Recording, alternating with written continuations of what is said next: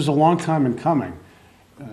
So I stood in front of a house at 31 Ashley Street next to the illustrious Loretta Bork Park in the South End some 2.5 years ago almost, in January of 2012, to propose an ordinance that we call the Problem Property Ordinance, which was modeled on similar ordinances that had gone into effect in other cities and had yielded some significant success in combating blighted properties and especially criminal activity emanating from those properties in other cities. Boston being an example.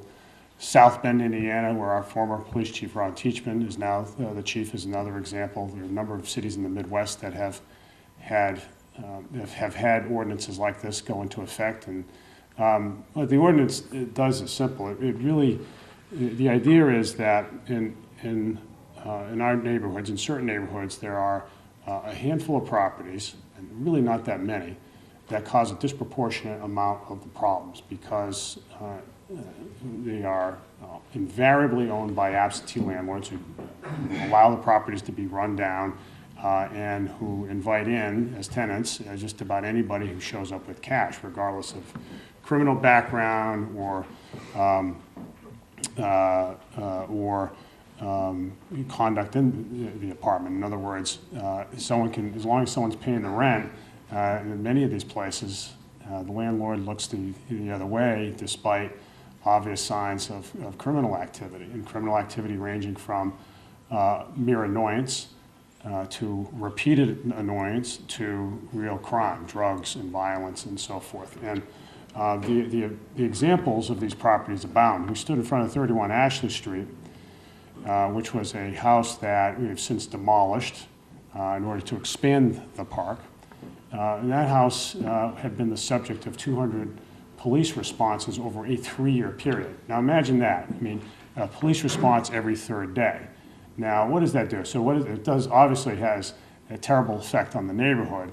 And neighbors told me that they felt threatened, that the property repeatedly by people who live there.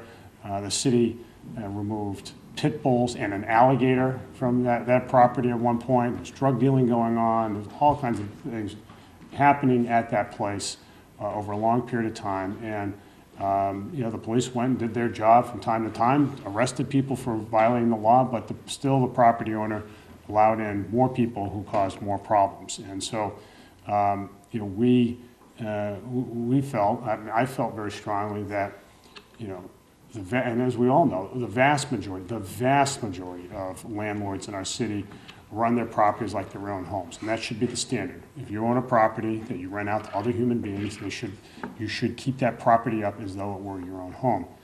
There have, but for those handful of landlords who don't hold themselves to that standard and who allow criminal activity to go on despite all the signs of it, despite being put on notice time and time again that the neighborhood has suffered as a result of their negligence, at some point the property owner bears some responsibility. And so this ordinance, again, which is modeled on other ordinances, holds them accountable for that responsibility. In other words, and as ultimately enacted, if within a 12-month period the property is subject to 12 or more, and within a 12-month period, if the property is subject to 8 or more valid complaints, that is not just crank calls to the police show up with real criminal activity, then the landlord's got to foot the bill for the police department, because here's the other problem with the property. When the police have to be called repeatedly to a particular property, that means those police officers can't be at other places taking care of other people and keeping other places safe. And so these properties put a strain on city services and therefore on taxpayers, and they cause neighborhoods to suffer. So this ordinance, I think, is a reasonable measure to deal with the outliers. And as it turns out, that we ran the numbers. If you counted all the complaints for all the properties in the city over the past year, there would only be 7 landlords that would be subject to this ordinance. Only 7 out of hundreds. So it is a very discrete measure that we will use sparingly, but when we use it, it'll be used appropriately to deal with the worst of the bad apples in the city. It provides for a number of, there are a number of fail-safe measures in here. It provides for, and this was an idea the City Council had, a right for a landlord to appeal decisions by the police chief to impose costs. That there will be an appeal board that will be appointed for that purpose. There are measures in there that protect victims of domestic violence, so that if you're making a phone call and because if a victim of domestic violence is making a phone call to contact the police, that is not going to count toward the number of valid complaints to make the property eligible for the fee shifting part of this ordinance. We don't want people to feel discouraged to pick up the phone if they're being subjected to domestic violence in calling the police. There are a number of other measures like that, but the nub of this is that this is a conduct-based ordinance that gets at the heart of the problem. We have, over the last couple of years, through the work of our Problem Property Task Force, John Floor and McKill McDermott worked very hard on this, and so many others, Joel, many other people in this room. We've been able to deal with problem properties through code enforcement, through the building code and the sanitation code. That only gets us so far. That has helped a lot. That has forced landlords to put more money into their properties and to ensure that trash isn't strewn all over the place and that their premises are safe and habitable.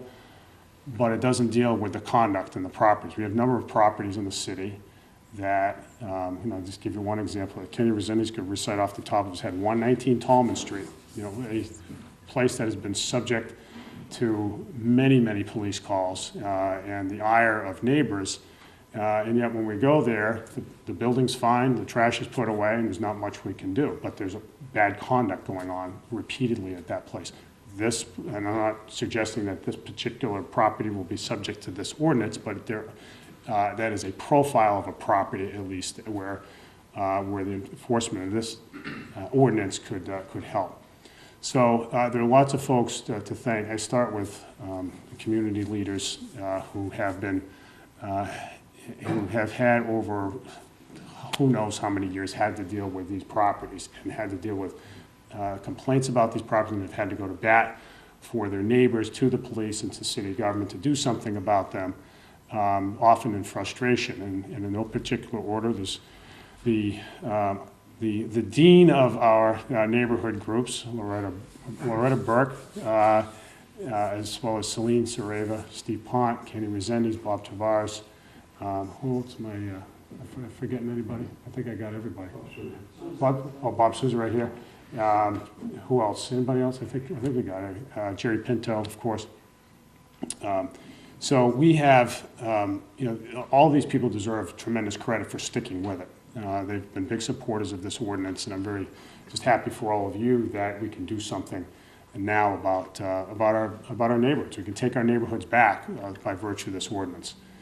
I want to thank John Floor, McKill, and McDermott for all their hard work in crafting the ordinance, along with Dave Provencher, as well as Mike Gomes, our fire chief, for their hard work in advocating for it. And I want to thank, in particular, City Council President Brian Gomes. And this took way too long to pass. It did, and for reasons that, and the statute itself has not changed much from what was originally enacted. What's changed in the 2 years and what got this over the hump was Brian Gomes' leadership on the City Council. That's what got it through. That's what, through his hard work, we were able to get this over the goal line with a majority, a very strong majority of councilors behind it. I want to thank all the councilors who supported it. And for those who have doubts about it, I think they'll see in time that this ordinance will work much as successfully as those ordinances in other cities that have that enacted similar ordinances years ago. So with all that, I can sign the document. I'll do that right now, and I have a fancy City of New Bedford pen that I will put to this paper.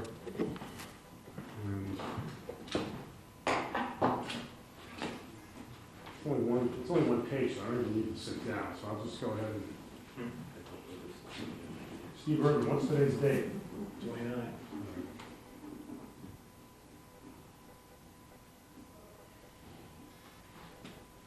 So there you have it.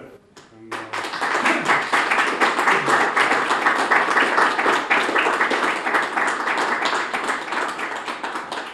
so this was a lot of this took a lot of hard work. Revenge will tell you that there have been other property measures, although not as strong as this, that have been tried in the city council over the years, and they haven't gone anywhere. This one did.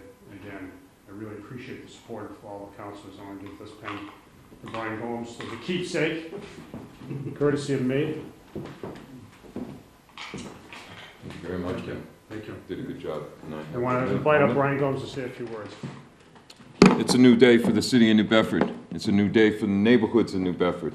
And the reason is that the ordinance that the mayor has just signed, that the city council passed, is giving a breath of fresh air to the neighborhoods. What this is going to do is put every land law in the city online here.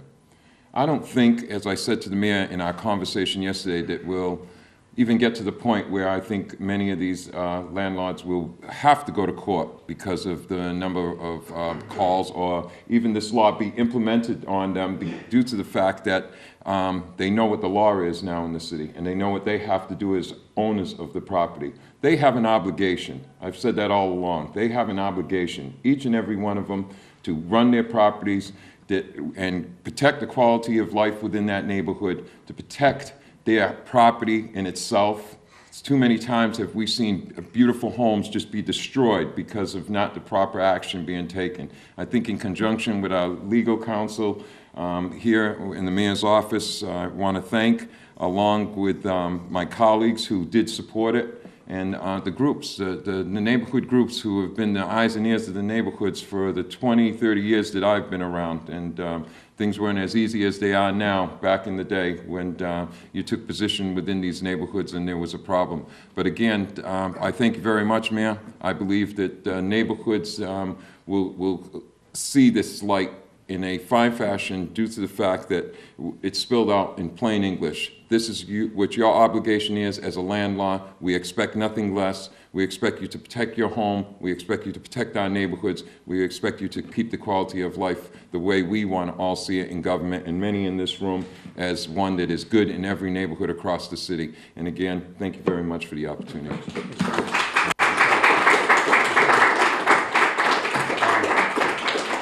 Yeah, I can't say enough for our neighborhood leaders. I mean, all of you have really stuck with it, and if we found some way to clone all of you many times over, our neighborhoods would be so much stronger, but they are strong because of what you do, and with the support of folks like John Lobo and Marcy Pina Christian, who are here, and others in community services who you know, live and breathe this stuff and do everything they can in their power to make our neighborhoods stronger places. Steve, questions? You're it. You're the press corps today, Steve. How does that make you feel? The matter of the code violations. Yes. Is that going to become an amendment to this eventually, or will it stand? I've heard it said it should stand separately. And Well, it's separately. So this will largely be administered by the police department. There'll certainly be a collaborative effort. It'll be done in collaboration with the Problem Property, the neighborhood task force. But the point I was making about code enforcement is code enforcement is more strictly enforced in the city than ever before, as it should be. But it only gets us so far. You can have a house that is up to code in every respect, but is inhabited by folks who behave badly all the time and terrorize the neighborhood. So, because this is a conduct-based ordinance, conduct-based set of sanctions that are, we can get at that problem better now. This is usually what I say. Anybody else? Just effect immediately, am I right? So this will go into effect immediately. There will be, so there will be, so the clock will start, the way we'll enforce this, so that there's no claim of unfairness, is that the clock will start now. So for those properties that already have in the last 12 months, 8 or more valid complaints, they will not be subject on day one to enforcement. That said, you know, we have, as the chief will tell you, there are plenty of properties in the city where the police go on nearly a daily basis. So I'm sure, unless those landlords take immediate action, I'm sure we're going to be visiting some of those places soon with this ordinance in hand. And I should hasten to add that the city will send out soon notices to those properties that, property owners where the police frequently go, just to give them the heads up, you know, just letting you know that you might have a problem at your property and with your tenants and with the frequency of police visits, and so you may want to take appropriate measures to deal with that. The magic number for a landlord who hits the 8, Yeah. what's the turnaround time now before something happens, before you send a bill? And will it be billed for? Well, there isn't a turnaround time yet because I just signed the thing, so. Will the landlords be responsible for the police calls, paying for the police calls that led them to number 8? Yeah. What, so I'm not sure I understand your question, so. Will the charges apply retroactively to people who? That's what I was saying before, so we're not, so we're going to start the count now. In other words, so for those, if, for example, you had a property that had, you know, 25 valid complaints in the last year, that property won't be subject to this ordinance unless and until they reach 8 from today till 12 months from now. They would be billed for the ones beyond 8 or up the ones up to 8? as well? No, after 8, yeah, After 8. after 8, yeah, yeah.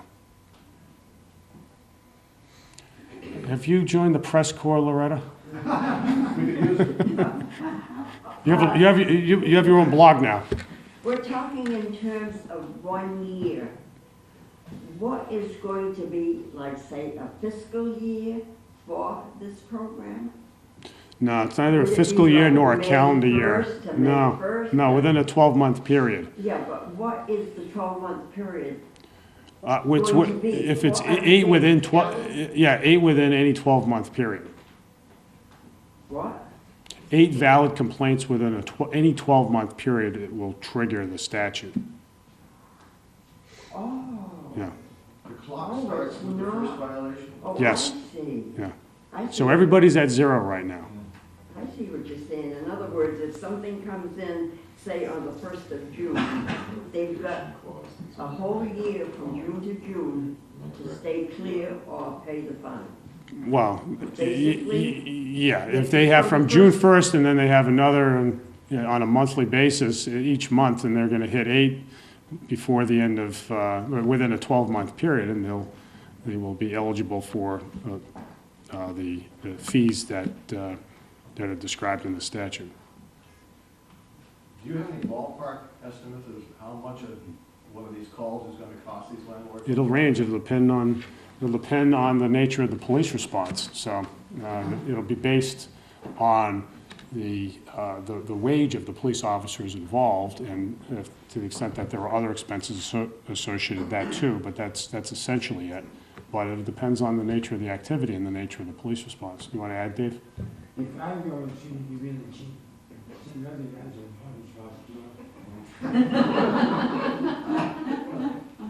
Ma'am, I think it's important to point out also the 5-call clause that's in there where the notification goes to you after 5 calls, letting you know that your house is a potential problem property, and that now police, in conjunction with the owner, if they're taking the appropriate actions to evict or remove the problem from the property, Yeah. the police will work with them. Yeah, if the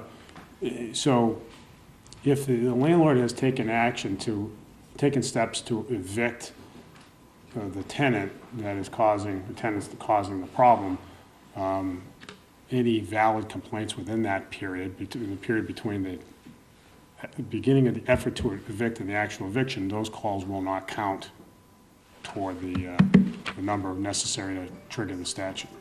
And there's plenty of notice provisions in here, although frankly, if you own a property, you probably don't need them. You probably should know that the police are showing up and busting people at your house. Nevertheless, there are ample notice provisions built into the statute, so nobody can complain if the point comes where they have to actually start paying the cost of police responses. Greg, I didn't even notice you over there. You're sort of hiding in the window. Oh, yeah.